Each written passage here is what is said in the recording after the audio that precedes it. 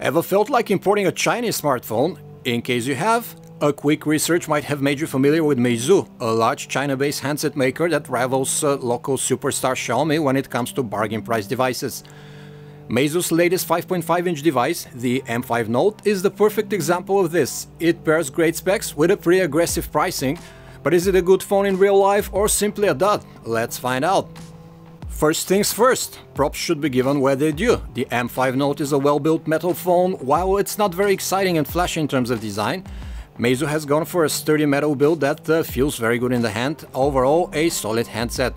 Moving on to the display, we find a full HD 1080p display at the front, sharp enough for just about anything, though we didn't like how inaccurate it is in terms of color reproduction and white balance. Yet we give credit where it's due. The M5 Note has a great gamma and contrast is pretty much perfect. The M5 Note comes with Meizu's own Flame OS interface, an iOS-inspired overlay which is painted over Android Marshmallow. You will have to manually install the Google Play framework, but that is easy and takes less than 2 minutes.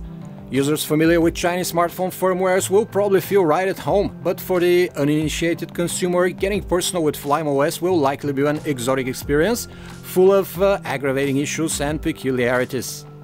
The phone comes with a mid-range MediaTek chipset on board, paired with 3 GB of RAM and 16 GB of native storage. Thanks to that combo, performance is mostly okay for basic everyday tasks, but complex games and heavy tasks would suffer on that one. There are 2 SIM slots inside the device, with one of those doubling as a microSD. LTE support in the US is pretty limited as the phone only has a single AT&T LTE band. There's also no NFC on board, so no Android Pay support either. Thanks to the 4000 mAh battery, the M5 Note clocked in at 9 hours and 45 minutes of screen on time in our custom battery test. In real life, the phone would last you at least a day and a half on a full charge, which is not bad. It also gets fully charged in 96 minutes, which is a rather excellent result. The 13 megapixel main camera is an average performer at best. The interface is intuitive and there's plenty of detail under good lighting, but the camera struggles in low light scenarios, and the same applies to the 5 megapixel selfie shooter.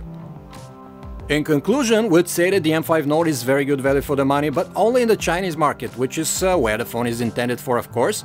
Starting at the local equivalent of $130, the basic version of the phone is a steal, but we wouldn't advise importing that one in the US, due to the almost non-existent LTE support here in the States and the half-baked interface. You were better off with a Moto G4 Play, and even a new Honor 6X will be a better bang for your buck. This was a review of the Meizu M5 Note from PhoneArena. For more information about this and other handsets, you can visit us at PhoneArena.com. Thanks for watching.